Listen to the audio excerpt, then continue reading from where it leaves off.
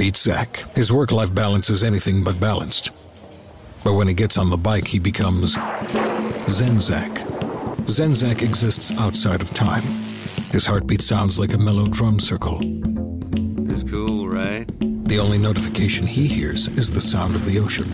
So if you want to reach him, talk to the ocean. Zen Zach is so zen because he has 24/7 expert claim service with Geico, which is totally chill. Geico Motorcycle. Expert coverage for both your sides. The Louisiana Swamplands. Out here, you're either lunch or you're enjoying it. Make sure you end up on top with the all-powerful lineup of Kia SUVs, like the Telluride, Sportage, and Sorento, equipped with available all-wheel drive, higher ground clearance, and the interior capacity to bring everything you need, so you'll always remain more than a gator's length ahead. Visit your local Kia dealer today to find your next adventure in our ever-capable lineup of SUVs. Kia, movement that inspires. Call 800-3334-KIA for details. Always drive safely.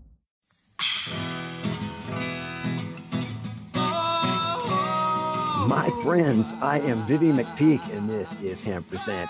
If you have feedback or would like to suggest a guest or topic, email me at hempresent@gmail.com. Greg Flavall co-founded Hemp Technologies in Asheville, North Carolina, to build healthy, breathable, energy-saving homes with hemp, lime, and other non-VOC or non-volatile organic compound materials. After a long career in the construction industry, Greg is actively involved in efforts to reduce, recycle, and reuse construction site materials. He's joined us today to tell us more. Welcome back to the show, Greg. Hey, nice to be here. Greg, as you know, our planet is warming, causing significant global threats to humanity and wildlife. You have been in the construction industry for some time, and on your LinkedIn bio, it says, quote, "After building for so many years to excess, I'm now proactively involved in learning to reduce, recycle, and reuse site materials combined with renewable carbohydrate-based technologies to help reduce our carbon footprint and give back to the planet." What are some of the ways that building and infrastructure construction contribute to climate change? Well, there are so many construction materials that are thrown away each and every day, from ripping out old stuff and putting in new stuff, or replacing what's perfectly good actually with new building materials, or new, if someone wants to change a wall or redo their kitchen or whatever. It's more aesthetic than anything else, but it does create a lot of waste. And it used to drive me to distraction, ripping out, remodeling, and building new stuff for people when I was building regular houses in LA. But with the hemp and straw bale and these other eco-friendly materials, they'll last forever. They'll last such a long time. And hemp is one of them that is actually a carbon sink. And I'm sure you're going to ask me the question about the carbon capture and so forth. But that's nobody sort of puts much attention to it. But it's huge in this day and age of global warming and everything else that we're faced with. To live in a comfortable indoor air quality environment naturally is paying dividends anecdotally for so many people now, with reducing their medical and healthcare costs, because they are breathing such good quality air in a place that they, inside their homes, where they spend a majority of the time. Yeah, I mean, there's so much to unpack there.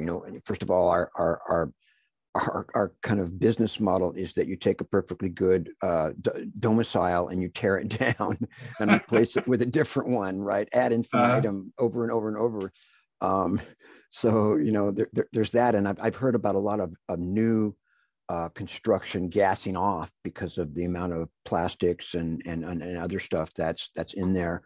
But moving on, a response to climate change is driving significant changes in construction material and composition and manufacturing, like you were mentioning. Still, concrete is one of the most frequently used building materials. Its usage worldwide, ton for ton, is reported to be twice that of steel, wood, plastic, and aluminum combined. 50 billion tons of sand and gravel are extracted from riverbeds and sand dunes annually for construction. A biocomposite material that you work with called hempcrete is more environmentally sustainable and a safer alternative to conventional concrete, which of course can be gypsum or asphalt based. Can you tell us more about hempcrete? Why is hempcrete an exciting building material? Well, it's really exciting, Vivian, because first of all, while it's growing for 100 days in the field, it's absorbing CO2, right? Compared to and it'll actually absorb, you know, twice as much or up to 4 times as much CO2 as the same acre of trees over its growing period of only 190 to 100 days compared to 10, 15, 20 years of pine trees, for example. And then on top of that, when we make the hempcrete, we're mixing it with lime, and lime itself will continue to absorb up to 25-30% of its own wet weight over the next 10, 15 years. So, for example, an average size home is going to take, let's say 5, in round numbers, 5 tons of hemp, and it's going to have the equivalent of about 10 tons of lime binder to hold it all together. That 5 tons of hemp has sequestered CO2 out of the field while it's growing. And now that lime, that 10 metric tons of lime is going to pull in another 3 tons over the next 10 years of CO2 while it cures and gets harder and harder and eventually turns itself into a rock. It's pretty amazing, really.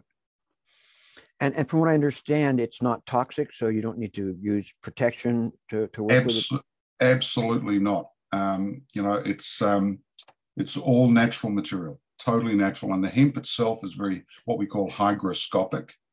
That means that it has the ability to absorb moisture and pass it through. So we call hempcrete vapor permeable, which means there's always a certain amount of relative humidity in the air, and it's like a lung of your house. And the walls made from hemp are going to keep absorbing not only CO2 and getting harder, but they're going to keep absorbing and pushing through moisture. So it's like as I said, it's like a lung. It's like the skin we have around our bodies, right? Mm-hmm. It's vapor permeable. and it's fire resistant, right? And the lime makes it, it's not actually, it's kind of a misnomer. It's not really, it's fire resistant probably is a better word. It's a fire retardant. Uh-huh. The reason, I mean, if you just put a blowtorch to a pile of hemp herd that we're using to build the hempcrete with, it'll go up just like any other cellulosic material. But if you wrap it and case it with lime, the lime is always holding a little bit of moisture. So that's actually sweating as it gets hot. So that's why it retards the forward movement of any fire. Got it.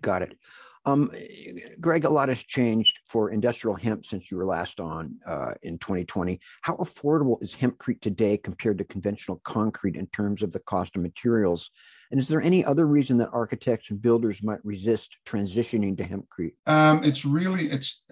As yet, it's still not really mainstream. There are moves afoot to quell all the pessimism, in the building and safety codes and so forth. But having said that, all the building and safety and councils around the world all have grandfather clauses for building with alternative materials.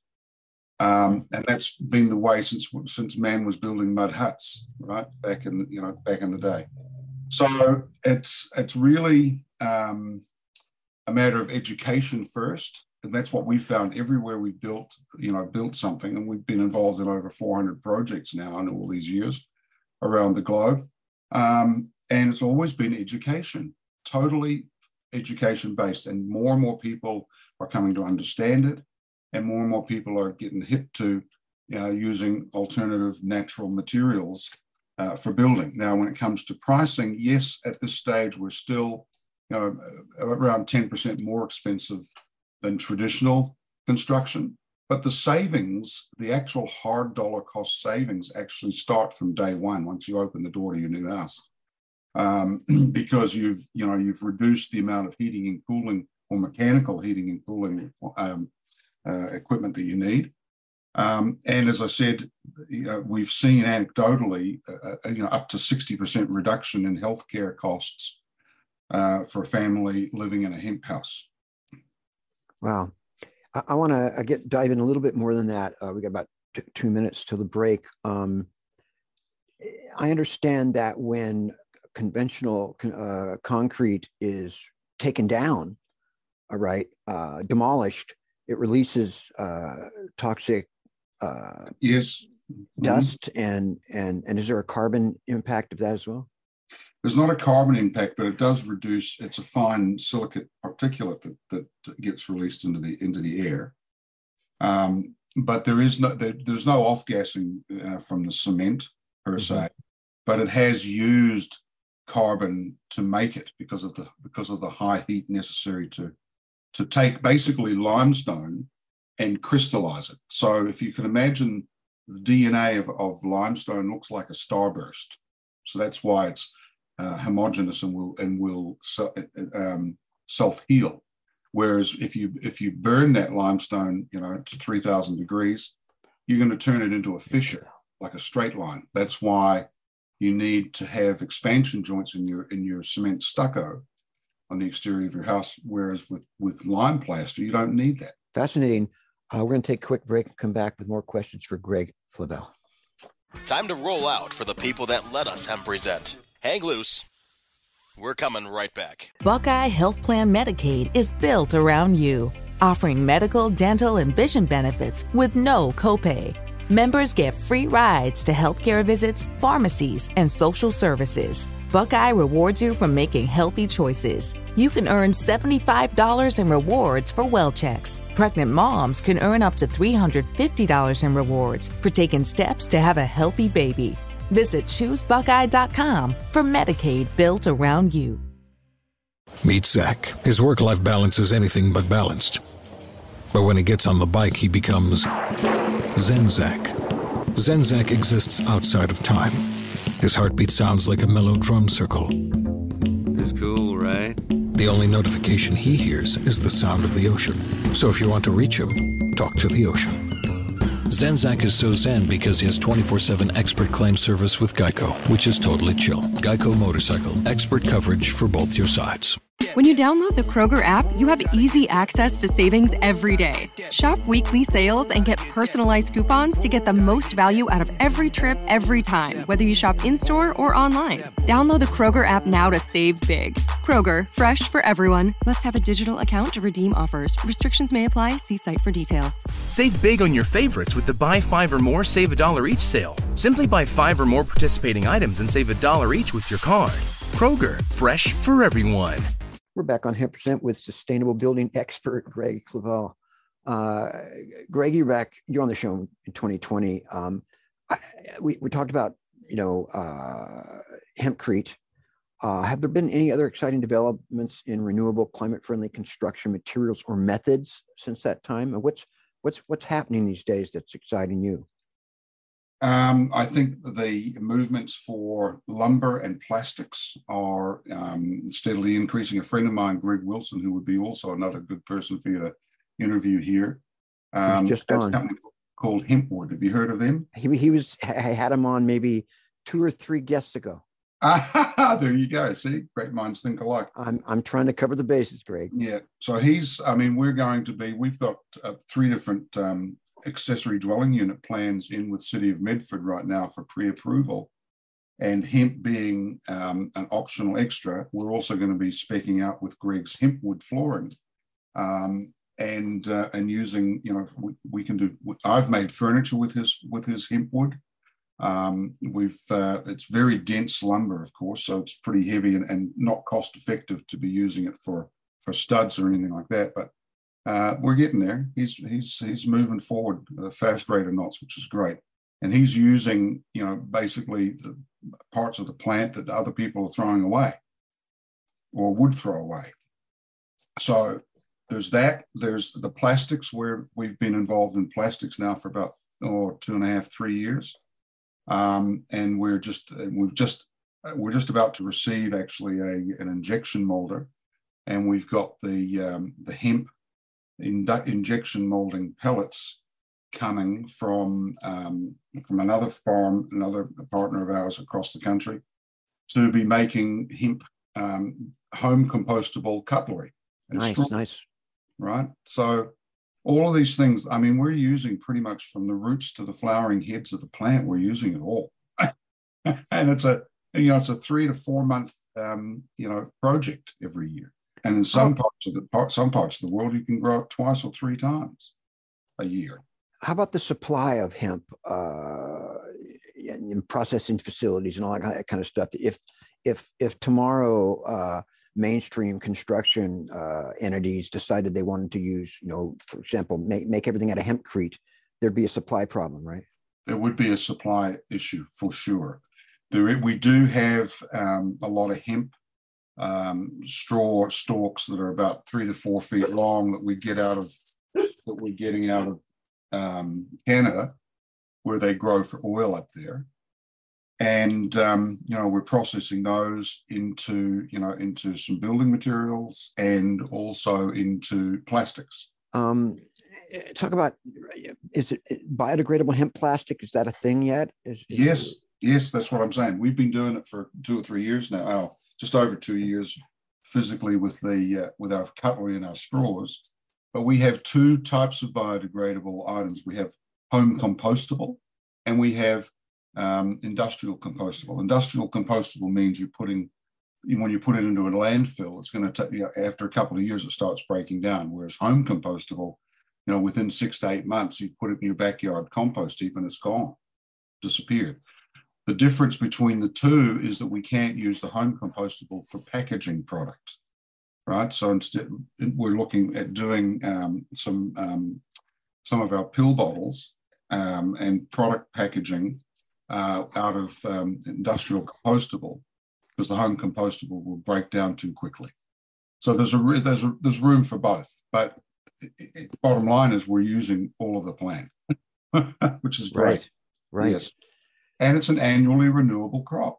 Everything is political, especially these days. I imagine that conventional industry must be threatened by these materials. I mean, was there like a pushback? Is there an awareness that we need to change?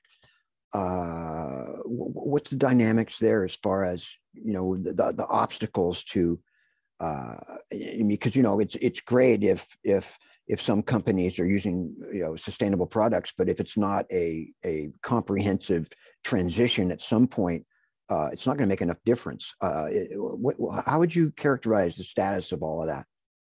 Again, it's more about supply and education. And with education comes, increased demand, which creates increased supply as a vacuum. And that reduces, when you start scaling up, you start reducing your costs.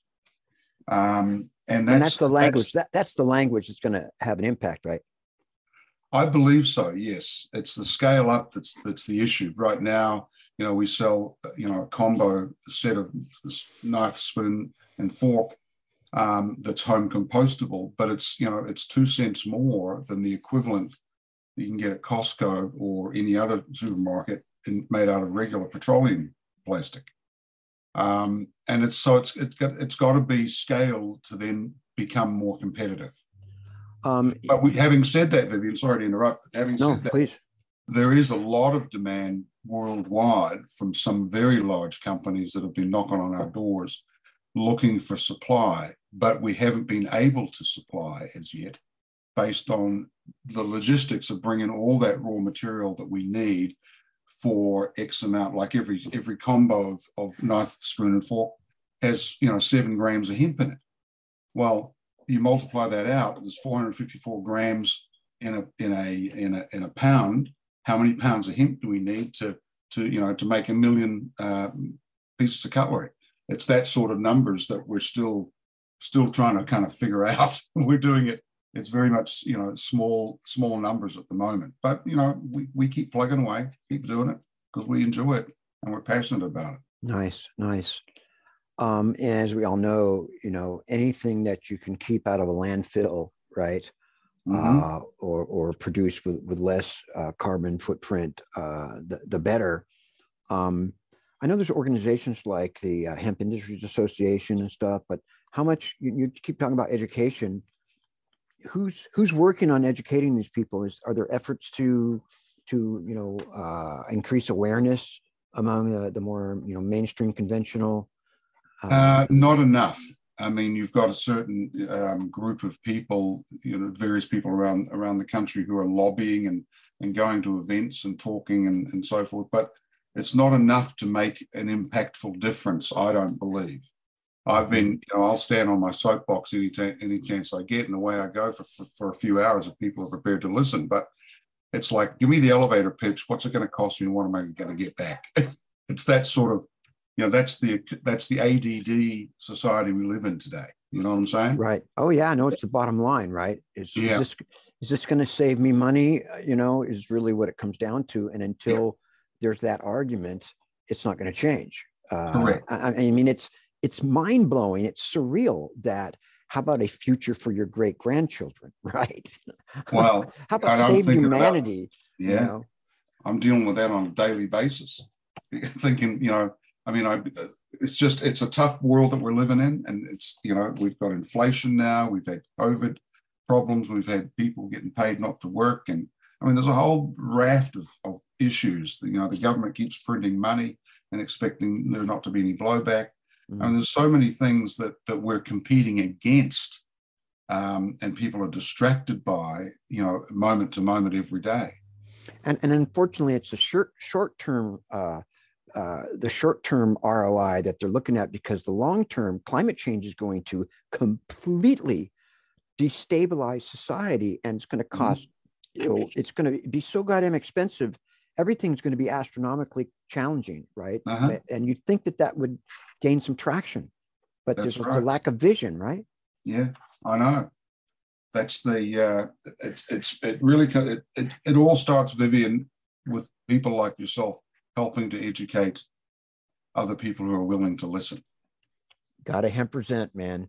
And speaking of which, we're going to take another quick break, but don't go anywhere. We'll come back for actually what I think is the best questions. Time to roll out for the people that let us Hempresent. Hang loose. We're coming right back. And we're back again with Greg Flavall. Greg, I've enjoyed our last conversation so much. And the thing that I think I got the most, that I was most surprised and interested in, you're a proponent of the building practice of future-proofing or aging in place. Passive income homes. Yes. The boomer generation, I'm one of them, we're aging out, man. And there's a lot of us. Can you unpack what all that is? Why is it, and why is it important? Unpacking is a great descriptive word for that, actually. So a few years back, when we were down in San Diego, I devised what I call the boomerang income plan. And I call it a boomerang because boomerangs come back, even though I'm a Kiwi. It's an Aussie, it's an Aussie tool. But I call it that because I'm a baby boomer too, right? I just turned 64 this last month.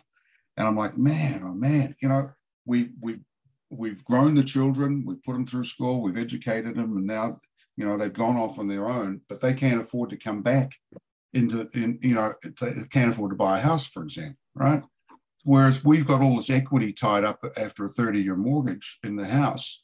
We could easily tap into $200,000 or $300,000 of that, or whatever, relatively speaking, and build an ADU, and we can build an ADA compliant universal design aging in place type of place for me and the missus. What is aging in place? Aging in place means that we don't have to leave home and go to a nursing facility. So what I'll just to expand upon that is that we can bring the kids home, they can live in the big house, and grandparents have moved into the ADA compliant aging in place that we're actually in the process of getting pre-approvals from Medford up to 1,200 square feet dwelling size, which basically, and a 3-bedroom, you can put 3-bedroom, 2-bath and comfortably in 1,200 square feet. Some jurisdictions are only 800, but that's a comfortable 2-bedroom place, right? And then, we've got built-in caregivers we can stay at home rather than getting old and feeble and going to the rest home. But we're also built-in grandparents for the kids and the grandchildren, right? And what's different? What's structurally different in an aging in place domicile? Well, if you look on our website, actually, there is a section I did on universal design and aging in place, and that is that instead of getting to a point where we've got to get additional help to look after us, we look at going to a nursing home or a retirement village or something like that. Every day in America, more than 10,000 people are turning 65 and starting to collect their Social Security and retirement benefits. And if you look at the statistics, and they're increasing all the time, more than 80% of us want to stay in our home as long as we possibly can. That is aging in place. So future-proofing and the universal design and all these little, nouns, verbs and nouns are thrown out, but we can change out our 32-inch bathroom door for a 36-inch door, for example, so that the wheelchair can go through. Putting grab bars around the lavatory, changing out the knobs on the doors to lever handles. Helps with people that have got arthritis, right? Greg, we're running out of time. I want to get one thing in to make sure, because I want to get to this. You mentioned the last time about the alkalinized air coming from hempcrete. Yes, increasing lifespans.